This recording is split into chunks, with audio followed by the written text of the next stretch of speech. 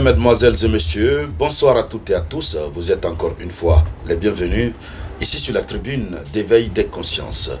Alors dès que vous êtes là, commencez par partager cette vidéoconférence. Il faut la partager au maximum dans tous les groupes possibles. C'est de cela qu'il s'agit. Alors, la CEDEAO vient d'adresser une invitation au chef d'État de l'AES.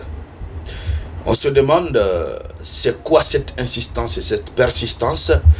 Et la méthode de l'invitation, elle est particulière, puisque l'invitation a été adressée aux trois chefs d'État de l'AES par le président ghanéen bien entendu, qui tout récemment était dans une tournée du côté de l'AES. Alors, est-ce que après sa tournée, il a eu à tirer les leçons et il en a parlé à la CEDEAO? C'est ce qui suscite l'invitation officielle des États de l'AES à une réunion très importante qui aura lieu, je crois, des 22 et 23 avril 2025. Est-ce que c'est pour ça? Est-ce que désormais la CEDEAO veut reconnaître le statut de l'AES et tenter d'avoir un partenariat honnête et sincère avec l'AES? Ou bien ils sont toujours dans une logique de vouloir incorporer l'AES au sein de leur structure qu'on appelle la CEDEAO. C'est ce que nous allons voir dans le cadre de cette vidéoconférence, mesdames, mesdemoiselles et messieurs. Mais avant de continuer, je vous demande humblement de partager cette vidéoconférence. Il faut la partager au maximum, partagez-la, mettez beaucoup de j'aime. N'oubliez surtout pas d'activer la cloche de notification et abonnez-vous pour tous ceux qui ne sont pas encore abonnés. Alors, l'information est tombée. Le Ghana poursuit ses efforts de médiation entre la communauté économique des États d'Afrique de l'Ouest, donc de la CEDEAO, et la Confédération des États de l'AES. En marge de la célébration du 50e anniversaire de la CEDEAO, Accra accueillera les 22 et 23 avril 2025 une réunion extraordinaire du Conseil des ministres de la CEDEAO consacré au retrait du Mali, du Burkina Faso et du Niger. Donc, il y a une réunion du Conseil des ministres de la CEDEAO qui doit se tenir à Accra du 22 au 23 avril, donc dans quelques jours. Et l'objectif de cette réunion va porter sur le retrait du Mali, du Burkina et du Niger de la CEDEAO. Alors, cette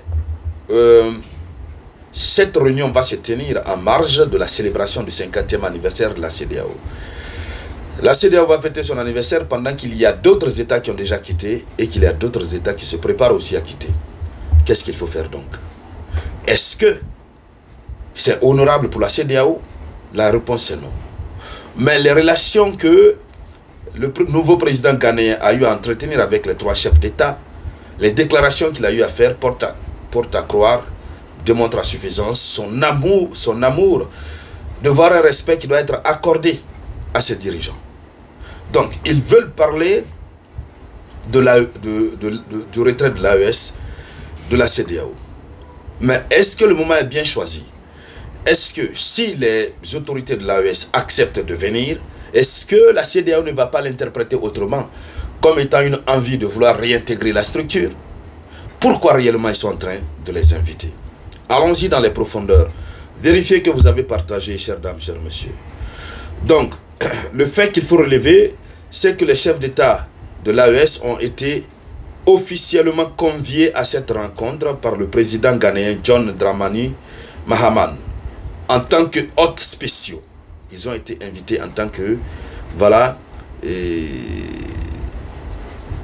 ils ont reçu une invitation spéciale pour cette session cruciale. Donc, ils viennent en tant qu'étrangers, pas en tant que membres de la structure, selon ce qui est dit. Alors, qu'est-ce qu'il faut dire?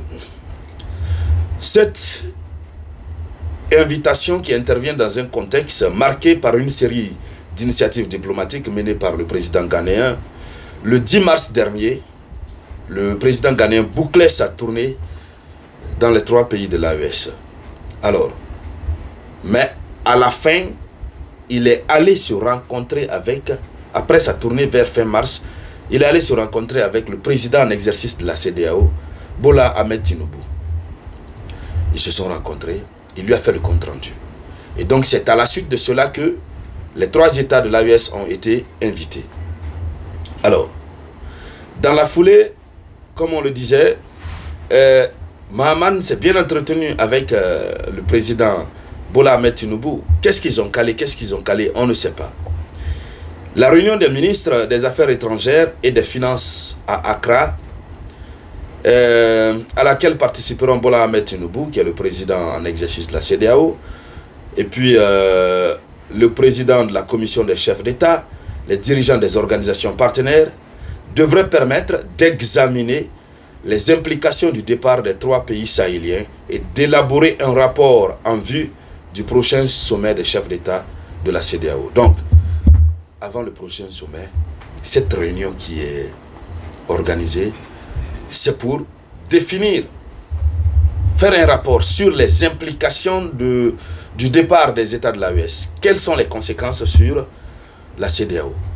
Mais aussi et surtout, comment faire pour pallier à ces conséquences? Voici la question qui se pose. Donc, en termes clairs, pour le moment, selon ce que nous recevons comme information, le président ghanéen a fait un bon boulot. Quand il était sur le territoire de l'AES, il avait dit qu'il faut respecter les États de l'AES. Il faut les respecter en tant qu'organisation. Il faut au contraire essayer de voir, comme ce que le président Ibrahim Traoré du Burkina a dit, il a dit qu'il faut essayer de voir comment l'AES peut coopérer avec la CEDEAO dans plusieurs domaines, puisque c'est le même espace, que ce soit dans le cadre du commerce, dans tous les cadres, puisque quoi qu'il advienne, chaque État voisin a au moins besoin de l'autre État. Et n'oublions pas que tout récemment, Bola Ahmed Tinubu, le Nigeria, président du Nigeria, avait envoyé un émissaire du côté du Niger. Donc ils savent maintenant quand même que l'AES est partie définitivement de la CEDEAO.